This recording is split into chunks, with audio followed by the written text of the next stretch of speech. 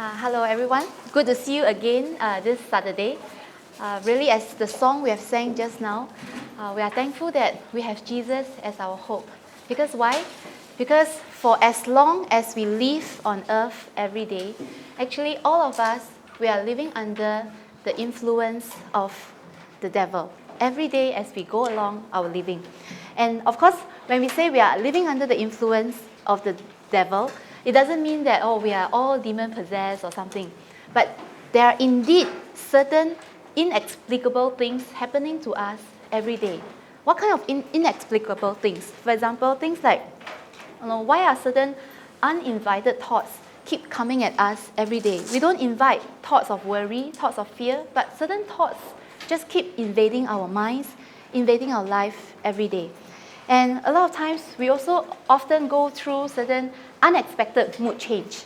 There may be no clear reason why we have certain mood, why we feel happy or sad, but we just go through mood fluctuations throughout the day. And a lot of times, as we live on earth, we also realize that sometimes we go through many uncontrollable impulses. And we have a lot of desires. And even desires, some of the things we know, if we continue to indulge ourselves, it will hurt us or it will sadden others. But we just don't care. Sometimes we just cannot control. And we just want to continue going ahead to indulge ourselves. And all this because behind the scenes of all these things, all these mood changes, all these uninvited thoughts, all these uncontrollable impulses, is because behind the scene are the workings of the devil. And we have heard so much about the devil. We have heard so much about the demons. But how do you know that we are really under the bondage, the control of the devil? It is when we look at our lives and we realize when we are unable to control ourselves, when we cannot control ourselves, when the good that we want to do, we cannot do. But the evil that we know we want to run away from, but we cannot help, but keep on going back. When we are unable to control ourselves, unable to control our thinking, our feelings, unable to control ourselves from indulging in self-pity, unable to control ourselves from being jealous of others, from being discontented with whatever we have and keep only wanting to look for things we do not have, etc., etc. When we cannot control ourselves from drifting away from God and from keep on loving the world, even though we know tons of truth, we know the blessings, we sang many songs in the church, we know the grace, the power, the blessings in Christ. But we just cannot control our hearts. Every time we get distracted, every time our mind just wander away, every time the desire that we are pursuing very often are not Christ. So when we are in an uncontrollable state, we know more or less we are under the control of the evil one. So today, one important area that God wants us to pray about today through the word is we need to understand once again the face and the schemes of the devil. We have known the devil, we have heard about it, but very often we realize because of the distractions of life, because of the busyness of life, even though we knew the devil, but the devil was very quickly masked over, very clouded. We always forgotten about the background work of the devil because of all the distractions in our life. And we have often been hearing that we need to be vigilant in the end times because the work of the devil is getting fiercer towards the end, and we know that Christ is coming soon. But we knew, but we always forgot to be alert, to be watchful, and to pray until maybe we hear news again about certain brutal bombing. Like recently, we heard the news in Indonesia. No, we only heard some such news. Then we suddenly realized, we need to get vigilant again because the end time is coming. The devil is at work, and Christ is coming again. And sometimes we didn't realize that actually day in, day out of our life, in our minds, in the lives of our loved ones, actually they are the workings of the evil one, and we don't really care about it until one day suddenly we may get certain news or that our loved one, they suddenly fall into very deep sin. They suddenly fall into adultery. They suddenly fall into addiction. They suddenly do some things that we cannot imagine themselves doing. So a lot of times we forgot about this real work of the devil hiding inside us. So we all knew that the devil is ruthless. He is merciless. He likes to destroy our lives. He likes to steal our joy in Christ. But the problem with us is not that we do not know, but we often forget to take note, forget to be on guard, and forget to what? To fight the devil. We forget to fight it with the truth that we know. How do we know that we lack the fighting spirit? A lot of times I test myself. Sometimes, when my mood get lousy, I know whenever my mood get lousy, it's not because Holy Spirit give me the lousy mood. It's because I lose sight of the truth, and because the devil deceive me in one way or another. But sometimes, when my mood get lousy, I just leave it. I let it be. I just indulge in that lousy mood. I just continue to be listless the whole day, continue to grumble the whole day. We knew about the devil, but sometimes we forget to fight it, and we do not even desire to fight that works of the devil. So today, God wants us to look at, once again, what are the secret and obvious working of the devil, and how we can overpower the devil through Jesus Christ. Let's turn again to the book of Luke chapter 8, verse 26 to 39. Luke chapter 8, verse 26 to 39. And I'll read. Luke 8, 26. So they sailed to the region, so Jesus and the disciples, they sailed to the region of Gerasenes, and this Gerasenes is a place occupied or inhabited by Gentiles. So they are a non-Jewish area, so which is across the lake of Galilee. When Jesus stepped ashore, he was met by a demon-possessed man from the town. For a long time, this man has not worn clothes or lived in a house, but had lived in the tombs. So this is a Gentile area, meaning to say what? It must be a place likely full of idolatry. So after a long period of worshipping idols, it is not surprising for Jesus to meet such a demon-possessed man in such a pitiful state, because over a long period of time, after a person is in exchanges with the demons, he will slowly be under deeper bondage by devil. And so he lived in tombs. And whenever the Bible talks about demons, there's always an association between demons and death. So he lived in tombs. And verse 28, when he saw Jesus, he cried out and fell at his feet, shouting at the top of his voice, "What do you want with me, Jesus, Son of the Most High God? I beg you, don't torture me."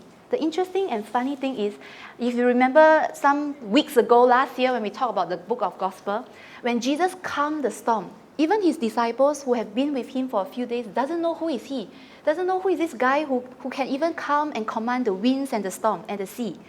But here, this demon-possessed man, the demons inside him actually know who Jesus is, the Son of the living God, the Most High God. And verse 29, for Jesus had commanded the impure spirit to come out of the man. Many times it had seized him, and though he was chained hand and foot and kept under guard, he had broken his chains and had been driven by the demons into solitary places. So the man's repeated ability to break free from his chains actually proved that the demons inside him has really great power. But again, because the demons inside him manifested such great power, it all the more also show how powerful Jesus' power is. Later on, when Jesus is able to drive out that demon. So a lot of times, we always get very disturbed. We always get very upset and even disheartened when we face tremendous problems in our life. Especially some of the students here, when you move from primary 6 to Sec 1, suddenly the tremendous increase in the school demands maybe give us a lot of stress. But a lot of times we realize that the greater the problem we go through, even though it gives us pain, it gives us discouragement sometimes, but at the end of the day, if we follow Jesus, our problem will all the more open our eyes to see how powerful Jesus is. And verse 30, and Jesus asked him, "What is your name?" "Legion," he replied, because many demons had gone to him. So legion, as we all know, refers to a lot of demons. In the Roman army, a legion is about 6,000 people, 6,000 men. So many thousands of demons is residing in this one person. And verse 31, and they begged Jesus repeatedly. So this is the second time the demon begged Jesus. Verse 29, he begged him once. No, verse 28, he begged him once. Verse 31, they begged Jesus repeatedly not to order them to go into the abyss. So the abyss, we all heard about the sermons and the messages of Revelation. The abyss is the final judgment where the devil and all his followers will enter into final judgment. And now, so this refers to, even the demons know there is an appointed time for them to enter judgment. For now, God allowed themselves to continue to do certain work. But ultimately, we know the devil and his followers, their end has been fixed. Their end has been fixed for eternal destruction. And when we bear that in mind, in our dealings with the devil, we will not be so scared because we know, no matter how powerful they appear to be, their end has been fixed. They will be destroyed. And verse 32, a large herd of pigs was feeding there on the hillside. The demons begged, so beg again. So the demons has been begging, even though, just imagine, this demon is so powerful that when they are inside the man, no matter how strong the man has been tied with chains, with metals, the demons can break free easily. But when they see Jesus, they cannot help but keep on begging him time and again. So the demon begged Jesus to let them go into the pigs, and he gave them permission. Actually, demons requires permission from God. And verse 33, when the demons came out of the man, they went into the pigs, and the herd rushed down the steep bank into the lake and was drowned. So even though, sometimes we feel, I don't know whether anyone read this story, ever have these feelings inside you, such a waste. 2,000 pigs just went off the ship like that. It must have cost the owners a lot of money. I don't know. I've never read the angle, the Bible from that angle, but later on I realized some people, when they read this story, they say, Jesus, he very insensitive. How come he let the merchants lost such a huge fortune? But actually, to Lord Jesus, and even to people who follow God, what matters more than financial consideration is a person's soul. It's a spiritual state of a person. So Jesus' concern is more about setting a person free and punishing the demons, not so much the financial loss. And verse 34, when those tending the pigs saw what had happened, they ran off and reported this in the town and countryside. And the people went out to see what had happened. When they came to Jesus, they found the man from whom the demons had gone out, sitting at Jesus' feet, dressed and in his right mind. And they were afraid. Those who had seen it told the people how the demon-possessed man had been cured. Then all the people of the region of Gerasenes asked Jesus to leave them, because they were overcome with fear. And so Jesus got into the boat and left. And verse 38, the man from whom the demons had gone out begged to go with him. But Jesus sent him away, saying, return home and tell how much God has done for you. So the man went away and told all over town how much Jesus had done for him. So when we read this story, it's very beautiful because it's not merely a story about a person getting his problem solved, but a madman has become a missionary. So this is a very interesting, this is a very good closure to the story. And even though Jesus said, you want to follow me, don't need to follow me, go home. It seems as if Jesus rejected the man's request to follow him. But it's not rejecting the man, but Jesus is actually refocusing the man, redirecting the man. A lot of times, sometimes when we ask God, God, I want to follow you. I want to serve you in this ministry, or I want to serve you in this company. I want to achieve this qualification for me to serve you. But sometimes Jesus, he didn't reject our prayers, but he sometimes redirect our path to follow his purpose. Sometimes in this global village, in this global world, sometimes we pray to God, God, let me go to so-and-so country. I want to plant a church in that country. I want to be your missionary in that country. I want to serve you in that country through that work, through that studies. But sometimes God says, no, why go to that country? There's a place for me to go. There's a place I want you to go, whether it's living in Singapore or somewhere else. Sometimes when God didn't answer our specific prayer request, it doesn't mean that God rejected that prayer. But God, in his goodwill, sometimes he can redirect our steps to suit his plan. So as we read this story, I know some of us may be wondering, what has this story got to do with me? I don't know how many of you here have ever seen a demon-possessed person. I think only one, or maybe pastor has seen, I don't know, then who has seen demon-possessed person before? Or who has seen a medium performing? Actually, a lot of time when people read this story, what has this got to do with me? I've never seen anyone who is demon-possessed. None of the people beside me are demon-possessed. I myself have never encountered this. So I don't need this message. But the thing is, yes, indeed, in this world that we are living in, it's very rare to see real demon-possessed person. But those with a very spiritual, sharp perspective will realize that all of us are actually living under the influence of the devil in one way or another. So in today's message, the first thing we need to understand is we need to first ask ourselves, do we know what is the work, or rather the wicked work of the devil? We have heard so much. Do we feel this work happening in our life? Do we see that work happening in our life? Although we are blessed children of God, when we look at our own lives, we realize that this wicked work of the devil can even make blessed children of God.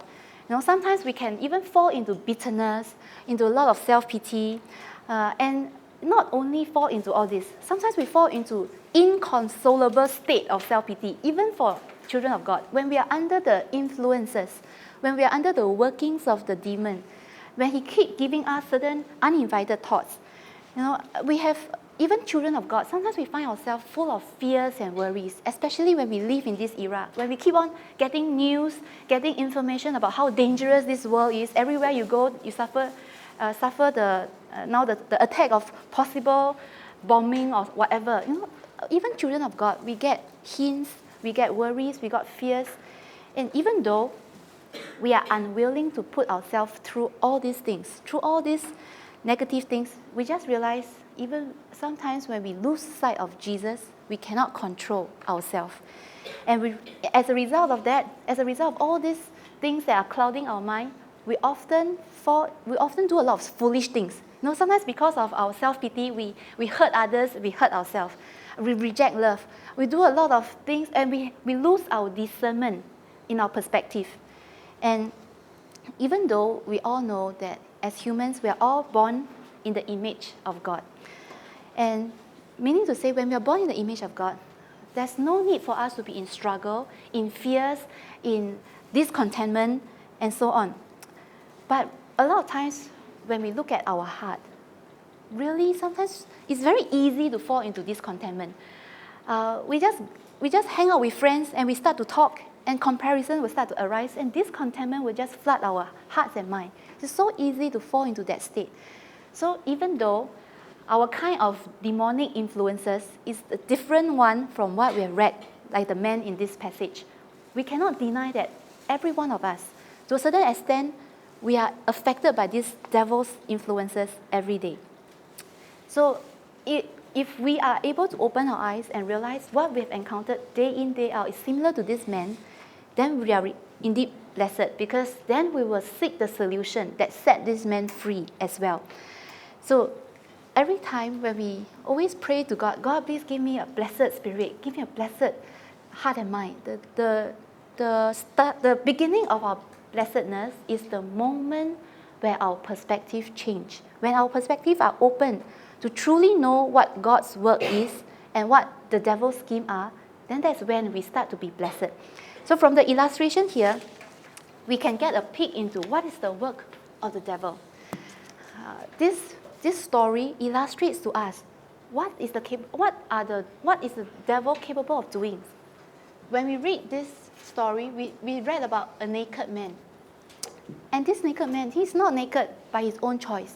We all know he is under the influence of the devil. This man, he didn't wear clothes. Sometimes when devil work on a person, being naked means maybe he's in lack. And this is not just referring to poor people without money.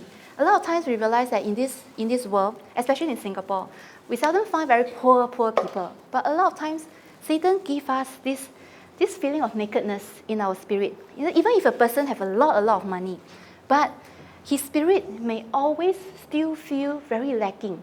Lacking not just in material-wise. It can also mean the lacking in love, the lacking in joy, the lacking in contentment, the lacking in fulfillment of life. That's why, as we heard last Christmas message. Because there's this lacking in human spirit. We are always searching for new experiences. We are always looking for new thrills, new excitement, new fun, new games, new places to visit, new things to do. Because there's this lack in the spirit that Satan can easily impose on even the children of God. We get bored so easily. And the thing is, the sad thing is, even though humans have been searching again and again for new thrills, we realize that every thrill only lasts a while. Every excitement only satisfies us a while. And that's why the devil has always made us feel not enough, feel not contented, feel not happy. And being naked also have another sense, as in, if one day, now if you go and take the MRT, so if you see a person naked, what will you think he is? You must be thinking he is a pervert. Why is he not wearing anything? So Satan sometimes gives us perverted thinking, perverted conduct, perverted behavior. A lot of times, Satan likes to distort our thinking. Like to think, God loved me because He want my money lah. He want me to offer to the church what? God uses me. Because there's no one He can use what? Everybody, last time I ever share, I have this distorted thinking for once. Why am I being used? Because I'm single what? Everybody been married with kids, so busy. Of course God used me, otherwise God used who? So this is a distorted and perverted kind of thinking. Actually it's grace, but Satan pervert it into a chore, into a struggle, into something that you used to be able to give thanks, but now there's no reason to give thanks. So Satan is capable of doing that. He likes us to misunderstand God. As a result, misunderstand self. When our view of God is wrong, with the way we view ourselves, our self-worth will be different also. And Satan likes us to misunderstand people around us. And this man is not just naked, but he is also what? He is also not living in houses. Meaning to say he's very isolated. He's very isolated, meaning to say that he's maybe so engrossed.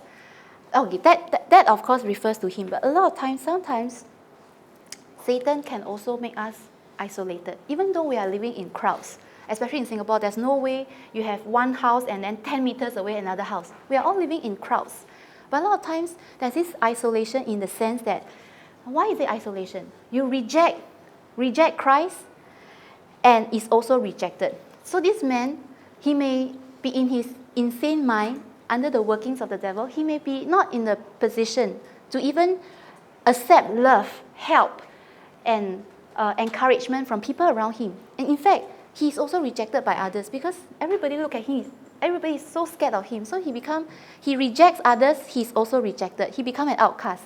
A lot of times, Satan can do that to our life also. If a person, let's say, we may not be like this man here, be full of thousands of demons inside us. But the thing is, sometimes, for example, if let's say we are engrossed in our self-pity given by the devil, we will shut ourselves up and we will reject, we are unable to accept love from people around us, and our vibes that we give out to others will also turn people away, turn people off. I want to love you, you're so troublesome, I don't love you anymore. So Satan is capable of isolating us and helping and making us just keep on getting sucked into our problem. Isolate ourselves in our temptation. Isolate ourselves in our desire. Isolate ourselves in our own selfish pursuit. And he's not living in houses, but he's living in tombs. Meaning to say, he is living, but he's living like the dead. The tomb is a place where there is deep involvement with the demons. Because tombs are, during that time and even now, is a common idea that tombs are associated to demons. It's a place of residence for all the demons. So it's in deep involvement, deep engagement with the demons. And living in tombs is like, he's as good as dead. Meaning to say, if we use a spiritual angle, as good as dead, his spiritual state is as good as dead. although he can move, he can walk around, but for people today, sometimes we need to check. We are living in this world, we are living in a comfortable house, but sometimes if we are too far away from God and if we are too under the workings of the devil, do we realize that we are as if living in the tomb? It's like our spirit is dead to the voice of God. We cannot get fresh conviction, we cannot get fresh love, we cannot get fresh inspiration from God to do what He wants us to do. We can easily get into that state. Meaning to say, it's not just we fail to get new conviction and living conviction from God. There is also no real power. Even though we are called children of God, sometimes when we feel like as if we are living in the tombs, it's like we know there's problem, we know there's an enemy, we know there's issues to resolve, but there's no real power for us to overcome that. And as we read just now, this man, he really had no real power. So he's often seized and driven by the demon. Meaning to say, he's always driven, he's always seized by the demon to do a lot of things. He's had no rest, no freedom. He's just like a puppet of the devil. He's like a puppet. The devil wants him to, so a lot of times the devil wants him to break free the chain, he has to do so. The devil wants him to be full of unrest, then he has to scream and shout. So he's just like a puppet of the devil. A lot of times, again, we need to check our own self. It may seem as if we are doing our work, we are going to school on our own, and we are taking care of family on our own. But are we indirectly or unknowingly sometimes also becoming like a puppet of the devil? Hurting people we shouldn't be hurting, saying things we shouldn't be saying, and doing things that we know will not bless us, will not help others. So, right until now, based on all this description of the man, we may think, oh, the devil's work is very, very obvious. If we can tell whether a person is under the influence of the devil. But actually, the more important work, the more important characteristic of the work of the devil, it is the devil's work. All these are very obvious. These are very obvious. But actually, the more important thing is the devil's work is always concealed. The devil likes to conceal himself. Because if you realize, that is the way he works. When the devil, his work is undercover, that is when he's most powerful. If we all notice, have you ever wondered why is it that in the Old Testament there is almost very rare mention of demon possession? If you come to think about it, those of you who have read Old Testament, I think quite a number of you have. Actually, in the Old Testament, demon possession is rarely mentioned. Maybe occasionally, like Saul was tormented by the evil spirit, but very rarely. And even in the New Testament, only or mostly the Gospels and the book of Acts, they will talk about demon possession. If you read the epistles, the Paul's book, even James, very rarely does the writers talk about demon possession. I'm talking about real demon possession. And why is that so? Because the devil do not like to show himself. Because it's very easy. If you show, like a thief will want to hide his work. A thief will strike when everybody is sleeping, and the thief will not wear a tag saying, I'm a thief. A thief will always like to hide himself, and the better he is in hiding, the higher chance is he to get his job done. So the devil also in the same way, he likes to go undercover, because that's where it's easier for him to trick us, because that's where he will catch us off our guard. So he likes to work through the coverings. He have a lot of coverings. And devil in this era, he works through coverings of like religion, coverings of good works, even kinship. A lot of times, especially in this Asian Chinese culture that we are living in, a lot of times he uses kinship to stop a person from knowing Christ, from giving our life to Christ. Even born-again Christians, a lot of time he even continue to use kinship to what? To hold people back. You cannot go to church, you cannot spend too long in church. Often use kinship to bind people and make people turn their attention more to the loved ones, to the family, more than to God. So he likes to hide under all these coverings. He likes to act under the coverings of even human love. Human love can be very great. Human can be very noble. Human can sacrifice for human. Human can satisfy you. You don't need God's love. You can have human support. You can have human kindness. And all this will suffice. Why do you need God? Humans can help you. We can help one another. We are one loving world. He works under the covering of all this, even science, etc., etc. So, when the devil works, and when he uses all these smoke screen, all these coverings to work, you realize it's easier to trick us. If he blatantly come and tell us, don't follow God, sometimes we will not entertain him. But if he uses a lot of other things to try and substitute the place of God in our heart, we are all created to seek for this eternity, to look for God. But if there's something in between, in our search for God, if something in between appears, science looks good, human love looks good, emotions looks good, money looks good, then a lot of times, under all this covering, we will turn away from God. And this are especially so in very developed countries like Singapore, like the West. You'll see that Satan in particular, he likes to conceal, and he's concealing quite well in developed countries. And it is sometimes, even though he doesn't like to expose himself, a lot of times only in more backward places.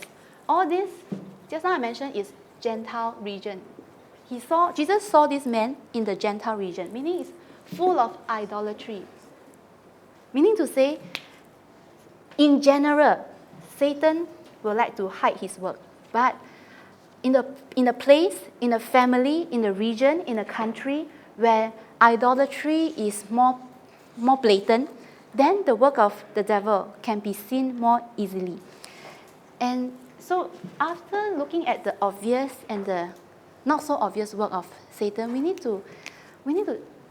today we need to ask ourselves, are we really not victims of the devil? Even though we don't see ourselves, in the demon-possessed state. But 1 John 5:19 tells us that everyone, the whole world, is under the control of the evil one. Everyone, the whole world. So whether you see it or not, we are all in a certain way affected by Satan. So Satan can be very cunning. Sometimes he comes in the thought. He's invisible. We cannot see him. But sometimes he enters our life through a thought, through a news, through a desire, through a passion, through an urge. And he has real power to blind us. He has real power to control us. He has real power to manipulate relationships. Sometimes he even turns friends into jealous enemies. He can do that unknowingly, sneakily. And that's why today, if everyone in the whole world is under the influence of the devil, we need to expose, in our own life, we need to expose the devil in our own life. We need to check. Do not think that Satan excuses us just because you are a Christian for 20 years, just because you have been serving in church, just because you come to EYF and you come to Sunday service, just because we are walking with God, doesn't mean that Satan will excuse us from his attack. Because the moment we take the devil out of the background in our analysis, that is when we are already deceived. A lot of times, we tend to, sometimes some people segregate very clearly. If it's a spiritual matter, then Satan is a factor. Let's say if it's a problem of idolatry, yes, Satan is behind the works. But a lot of times, if people, let's say office politics, people tend to feel, I have office politics, what has Satan got to do with this? This colleague is just very irritating. I really hate that colleague. I don't want to forgive that colleague. I don't want to love that colleague. So people tend to segregate, this is earthly affair. Satan is nothing to do with it. But many a times, if we take the devil out of the background in our analysis. Even sometimes it's health matter, work matters, family matters, then that is when we are being deceived, because he always works under the coverings, sometimes under the coverings of work environment, using the work environment to make us very busy, very worn out, very hurt, such that we lose the faith to pray. Some people, they are sometimes so beaten in the workplace that they feel that, God didn't help me. What for? Why should I pray for my work? Why should I pray at work? Why should I be praying in fact? So a lot of times, under all this covering, that's when Satan comes and deceives us. But even though Satan works in everyone through a lot of things in our life, the more dreadful Satan's work is, the more it manifests the greatness of Jesus. When Jesus won over Satan. Yes, a lot of times some churches or some people, they dare not say too much of Satan. They dare not attribute too much factor, too much element to the devil, for fear of elevating the devil. Actually, we are also mindful of this. Sometimes when we talk about devil, we also don't want to say until, wow, devil is so mighty, so powerful, just in case we over-glorify devil. But every time when we illustrate in detail what is the devil capable of doing, it is actually to highlight the even higher power that Jesus had over the devil. So just now we saw Jesus, he had and he still has the power over demons. Just now I mentioned already, although demons like to hide themselves, when Jesus comes, he will expose the work of the devil. It's not just now when we read the story, it's like the moment Jesus comes to that man, the legion in the man say, "Son of Most High God, what has you got to do with us? Do not torture us." It is not that the devil or the demons want to attack Jesus when he stepped foot into the Gentile area.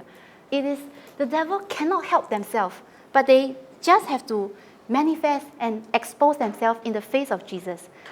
A lot of times we realize that is a case of a real demon possession. But for ourselves, a lot of times do we also realize there's actually certain hidden vicious roots also in our life that may be exposed when the soul-piercing word of God is being spoken, and when we get to know the glorious, perfect example of Christ Jesus.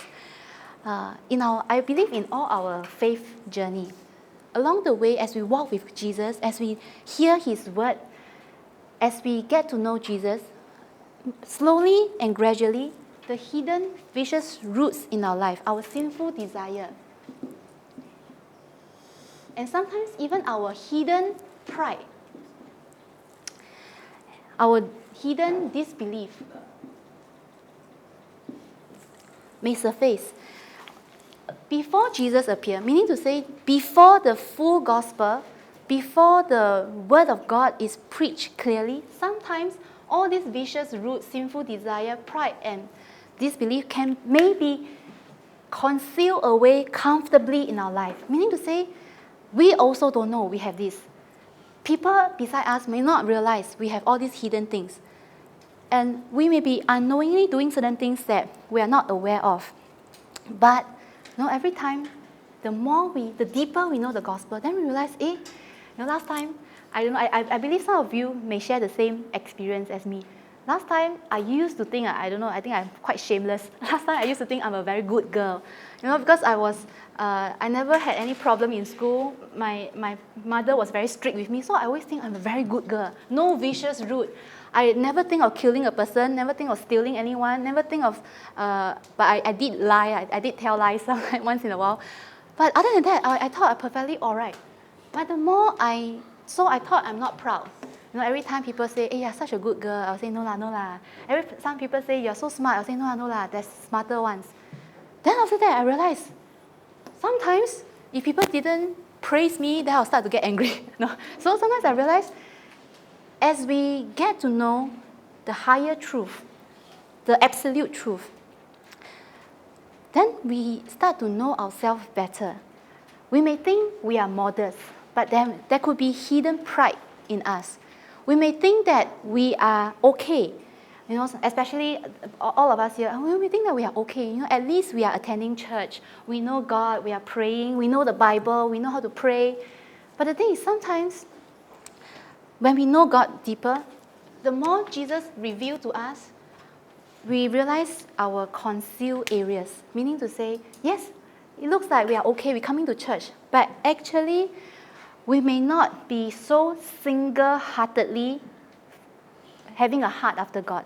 A lot of times, yes, we come to church, but our mind, not to accuse us, but sometimes it's uncontrollable. That's why I say it's uncontrollable. I believe we don't deliberately want to go against God. We don't deliberately want to be nasty and be rebellious. But sometimes, yeah, we thought we are fine, but a lot of times, when the hidden thing is surfaced in our life, we realize there's so many hidden idols. Last time, I used to profess, yes, Jesus, you are the most important to me. Then suddenly he took away one thing, another thing in my life, then I realized, oh no, Jesus, you're not really the most important thing. If you take away this thing in my life, I will also collapse. So there's a lot of hidden perspective that we are not aware of that will come to be exposed. So Jesus exposed a lot of our falsehood. Sometimes we may feel that we have loved people enough. At least we are not gossiping about people behind their back. We are not stabbing people behind their back. We are loving people. Sometimes we are even generous to people. We saw the needy in the church and we offer them a meal. We give them secret donations. We thought we are all right. But then realize the more we know about Jesus with his perfect love, the falsehood in us are exposed one by one in that sometimes, even though, yes, we may be generous to others, and we may be kind to others, but secretly we think ourselves as better than others. We think that we are nobler than others. We think of ourselves as of a better status, better spiritual state as others. So all these are falsehood that may not be surfaced until Jesus comes in his perfection, in his perfect love. When the perfect love comes, then we see how flawed our love is. When the holy Jesus comes, then we realize how sinful we are. So Jesus comes to expose. When Jesus comes, the devil in us, not the devil in us, the vices in us, the devil is not in us, but the work of the devil in us, then start to surface. And so 1 John 3:8, we are all very familiar with this promise, this verse. The reason the Son of God appeared was to destroy the devil's work. So the devil have no authority over God, over Jesus. And that's why we read just now. The all-powerful and the many legion of demons have to beg Jesus 3 times to let them off. And Jesus, in that passage, Jesus overpower the devil with only a command. He doesn't even need to use violent force. And so in this spiritual tug of war, it's a fight between the devil and God. In this spiritual tug of war, Jesus won hands down. And that's why, but the funny thing is, even though Jesus, he has power over demons and he won hands down, he doesn't even need to lift any weapon and he can win easily. But the funny thing and the strange thing about this passage as you read, I don't know whether some of you, whether this question crossed your mind, when the greatness of Jesus is demonstrated, it brings across, so whenever Jesus' greatness is demonstrated, it brings across 2 themes or 2 reactions. One is fear, one is faith. This fear as in the fear, not reverence, but terror kind of, frightful kind of fear. So I don't know, when you read this passage just now, it is rightly so that the demons, they were afraid of Jesus. So they begged him many times, please let us off. But the strange thing is, you may be wondering, why is it that all the witnesses of this miracle, this man staying with them has been crazy for so long, not wearing clothes, being so violent, suddenly he's so tame before Jesus. And after seeing all these things, by right, you'll be thinking, But rather, they will be begging Jesus to stay behind, help them, save them, provide more miracles for them. But this group of strange people here, they are so scared of Jesus that they want to send Jesus away.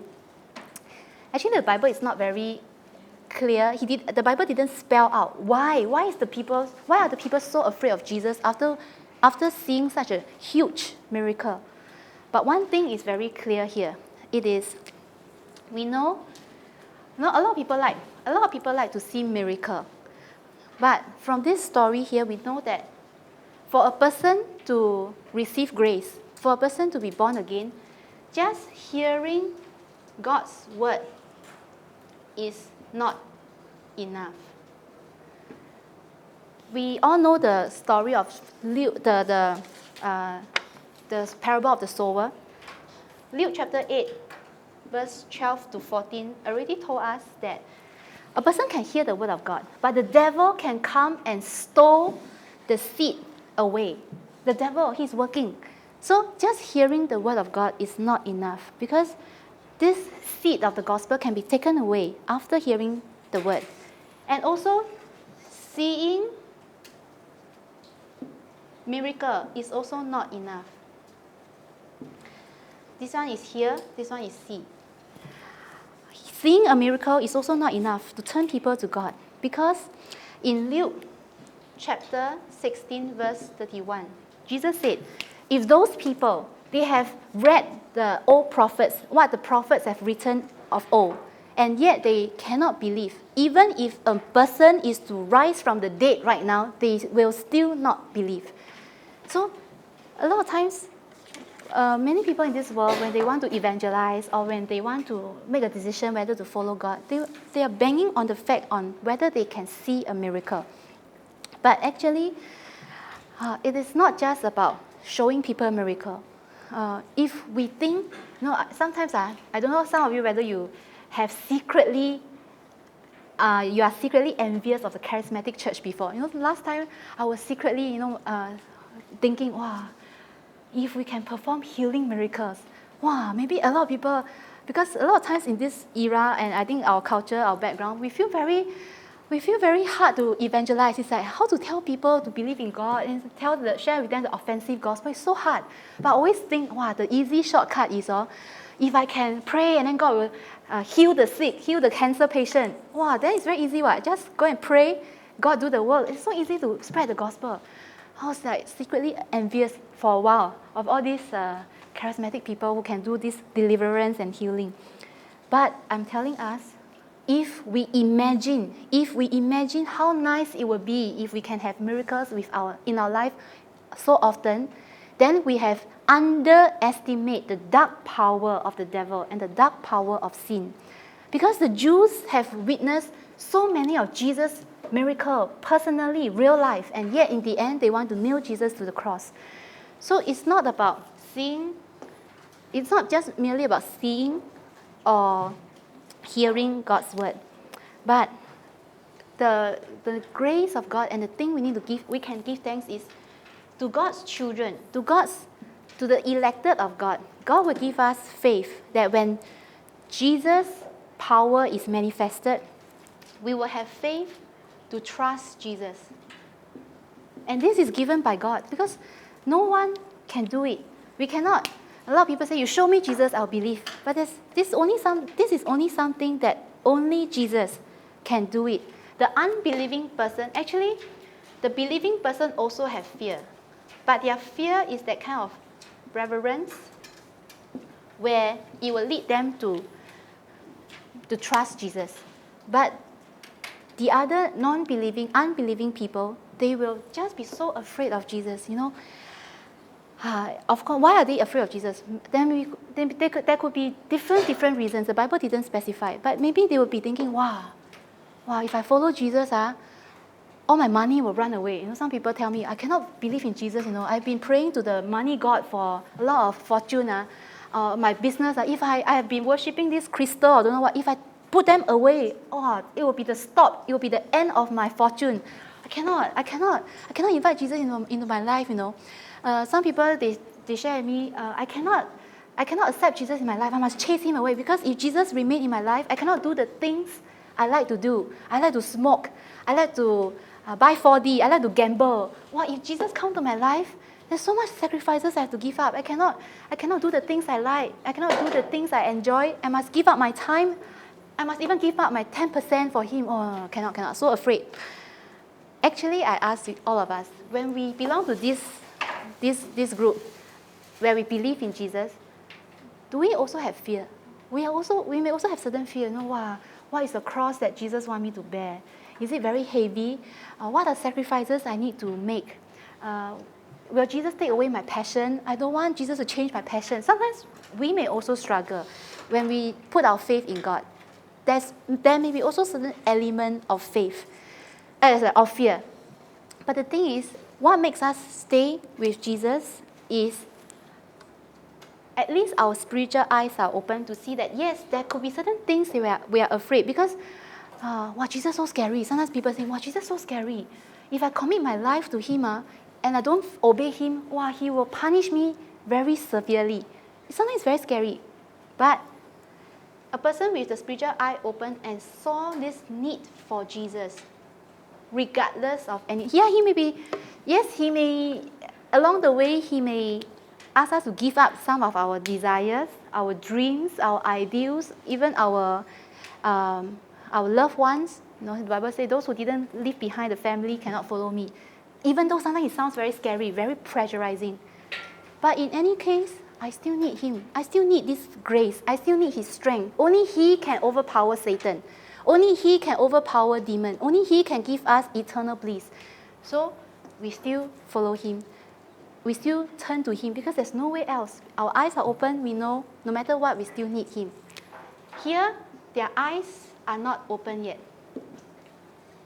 So they only see the physical. Wow, if I follow Jesus, all my pigs will be drowned. Oh dear, I cannot follow Jesus. If I follow Jesus, so they only see the physical, but they fail to comprehend and appreciate the spiritual implication. Yes, my pigs may be all drowned, but maybe through God's grace, he gave me new way of living, and most importantly, the eternal life. But they cannot see that. So these are the two groups of people, and I pray that we will affirm ourselves that even though sometimes perhaps we may have similar fearful reaction like the group of people who witnessed this miracle. But I pray that even though sometimes we know it's not hard, it's not easy to follow Jesus, but we continue to see that there's this need for Jesus. Only Jesus can protect us from the uncontrollable impulses. And only Jesus can protect us from Satan affecting us, stealing away our joy. So I pray that we will continue to see this need for Jesus. And for us here, this is 2.3. For us here, Jesus, yes, he is great. He can overpower the demons. And he wants us to see his power and turn our trust to him. And for those of us in Christ, we have this assurance that in Christ, we, even though we are also under the influences of the demons every day, we have the spiritual upper hand in this spiritual warfare. This is something we need to keep in our mind, in our daily struggle with the devil. Meaning to say, this spiritual upper hand, upper hand doesn't mean that the battle is done. Upper hand means we still have to continue to fight, but we have the upper hand because Jesus' authority is with us. It just means that we are no longer the helpless puppet of Satan. But if we fight alongside Jesus, we will surely win because Jesus conquers more than us. So this is all about using the spiritual authority in Christ. A lot of us, we have been Christian for a while. Even many of us are born in a Christian family. But we need to ask ourselves is whether we are exercising this spiritual authority. When, just now I mentioned, when lousy mood come, when busyness come, when a lot of distraction come, do we turn ourselves over to be tormented by them? Or we exercise the authority in Christ to chase away the work of the devil.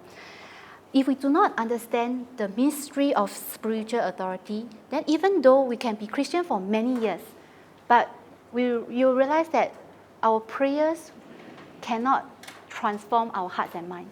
Even after prayer, we may still be very troubled, all because we do not understand and we do not use this spiritual authority. Whenever a person remembers that he has this spiritual upper hand, his heart will be boldened to a different level. You know the way you fight devil is, if you have this assurance as you fight him versus you have no assurance at all, it makes a lot of difference. So the name of Jesus can drive away problems if God so wills it. A lot of people just blanket. The name of Jesus can drive away all our problems. But sometimes, even though God can chase away all our problems, even the work of devil, sometimes he allows certain trials to remain in our lives for God's reason. So because we already have this spiritual upper hand, no matter what we are facing right now, there's no reason for us to fear, because by Christ's grace, greater problem, greater victory. This is something we need, greater problem. So having the spiritual upper hand doesn't mean we will always be smooth sailing, but greater problem, greater victory. That's God's promise. And he illustrated time and again. A lot of times Satan thought he had us. He thought he got us. A lot of times we also have this presumption. We always think, wow, if God take away my loved one, I will fall out with God. If God take away my job, I will fall out with God. If God don't give me this, I will not follow him. We always thought that certain things will hit us.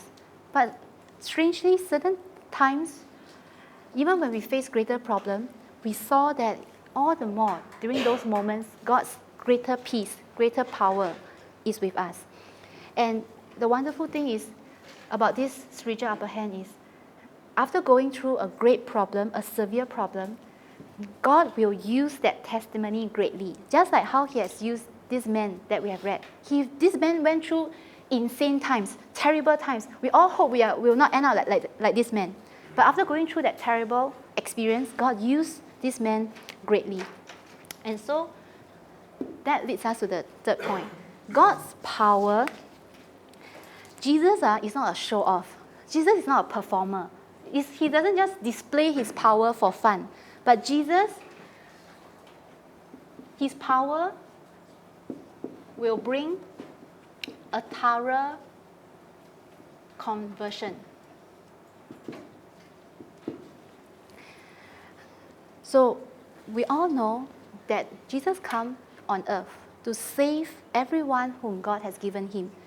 So Jesus, his power always comes with a purpose. Again, I say he's not so free with nothing to do. He do everything for a purpose. And of course, the first one we all know is salvation, which is conversion of a person from a Gentile to a believer, from a non-Christian to a Christian. And most importantly, after salvation, Jesus talked about discipleship. And this is always the emphasis of our church. We have been, since the onset of our church, we have been talking about discipleship. So just now, if you notice, this story have perfect closure in the sense that it tells us how this man who has been demon-possessed is fully converted after he encountered Jesus. So just now I mentioned he was seized and he was driven by the devil. So meaning he has no rest, he has no peace, he has no freedom. And now, so he used to be seized. Oh, sorry. Anyway, I don't write. You just listen. So this man, he used to be seized, driven, manipulated by the devil, but now he's at rest. He's sitting down there peacefully. He's at peace with himself. He's at rest in God. And just now we read in verse 27, he was not wearing clothes. In verse 35, he was dressed. He was no longer in lack. He was covered. His shame has been covered by the blood of Christ. All his problem has been covered by the grace of God. So He was naked, now he was dressed. And instead of being among the tomb, in verse 27, among the dead, he was very lost. He was running around, don't know what he's doing, directionless. And then now, verse 35 says he is at the feet of Jesus. He found his true belonging. He was among the dead, and now he is facing the true and living God. And instead of being chained, hand, foot, kept under guard, verse 29, he was now in his right mind. And that's a very interesting thing. He was now in his right mind. So instead of being very frightening to people around him, he used to be so violent. People want to chain him because people are afraid of him. But now, he is a non-violent person. He used to be tortured uncontrollably. Now he was set free. And everything that happened to this man is the image of what? Is the image of a person who went through the transformation of Christ's redemption.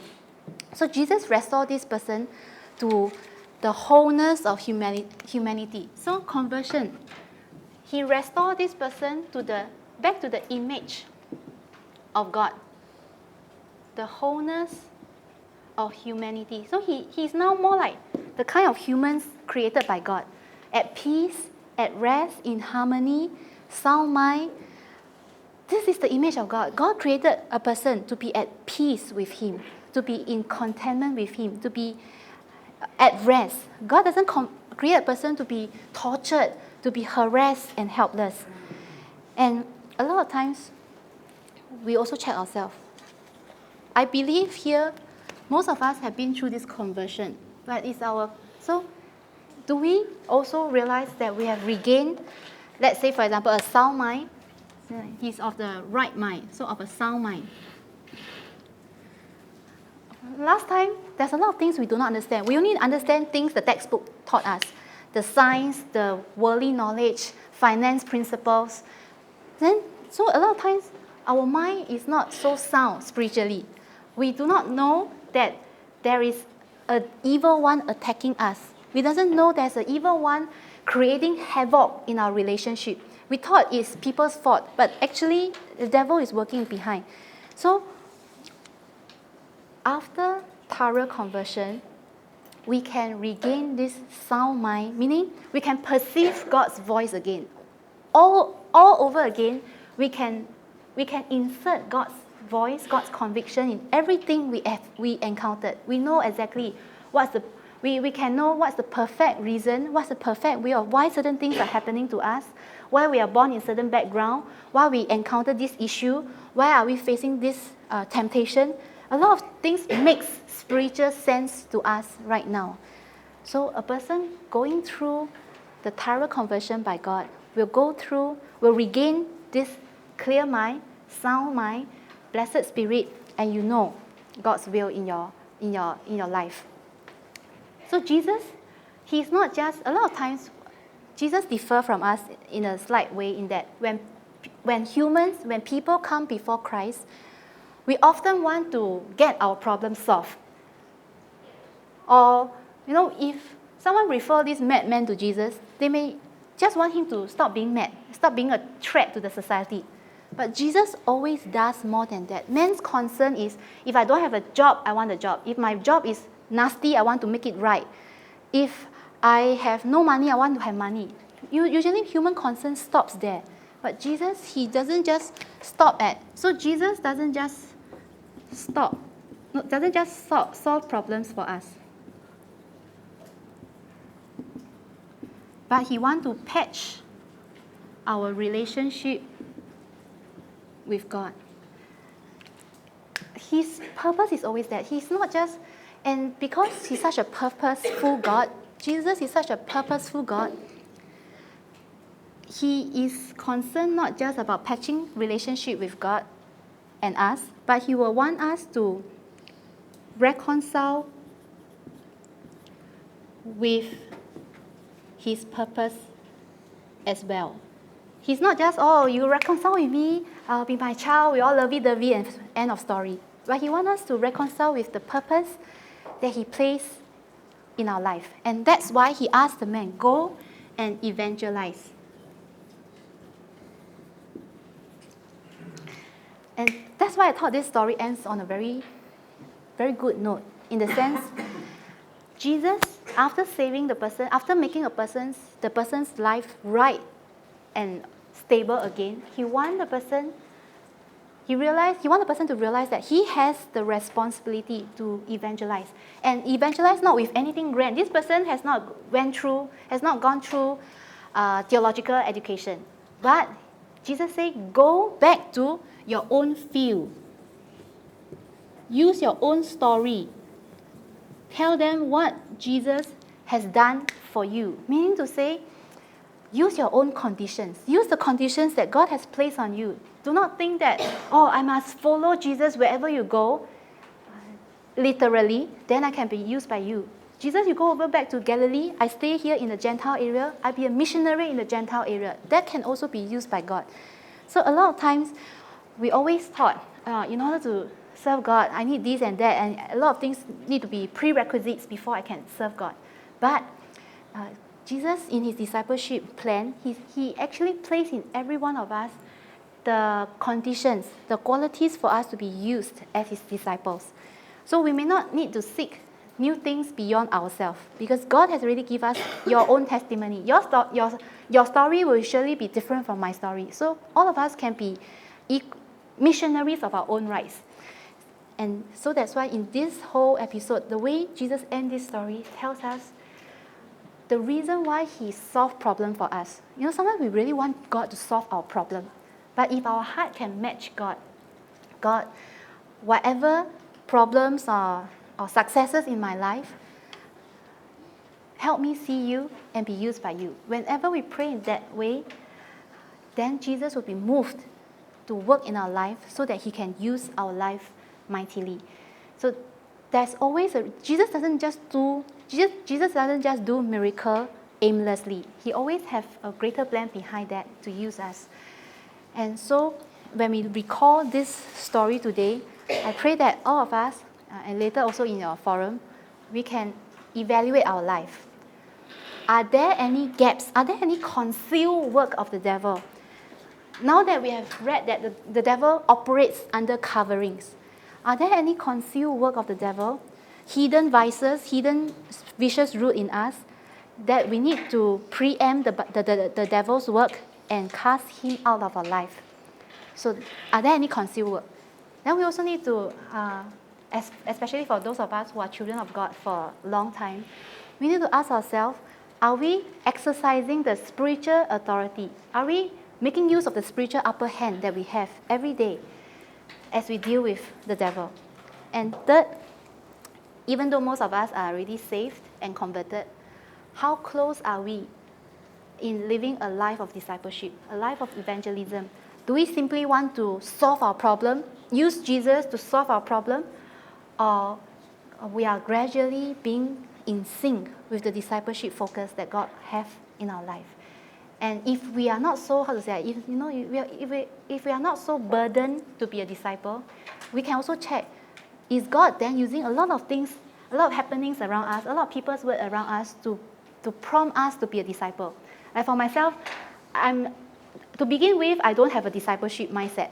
Because I'm a laid-back person, just want to enjoy life, want God to solve my problem. But God slowly used a lot of things happening in my life. Maybe family members start to fall sick. Maybe the events of the world start to strike certain concerns in the heart. So for those people, those of us who don't feel this discipleship urge so greatly, we can also check, is God telling us, sending us signal to move us towards that direction, that we cannot just be a convert, but we must move forward to be a disciple of Christ as well. Okay, so with this, I leave you to think through, and we will close in prayer now. Father God, we thank you for today's message, for once again alerting us, reminding us that there are always hidden work of the devil in our lives. Even though we have heard so many times, but the work of the devil is such that we heard over and over again about him, but yet we forget and we take him lightly over and over again. Lord, help us to realize that we can be a more powerful person in Christ. We can be a more blissful, more joyful person in Christ. We can be more impactful to use your gospel to bless the people around us. But because a lot of times we forget to fight the devil, and that's why we fail to use the potential of your authority in us. So Lord, help us today through your word that we will regain the heart to use your spiritual authority to battle the devil and expose all his schemes so that we can be a more effective disciple of yours. Lord, bless our forum later on. Let each and every one of us be edified through the sharing. In Jesus Christ's name we pray. Amen.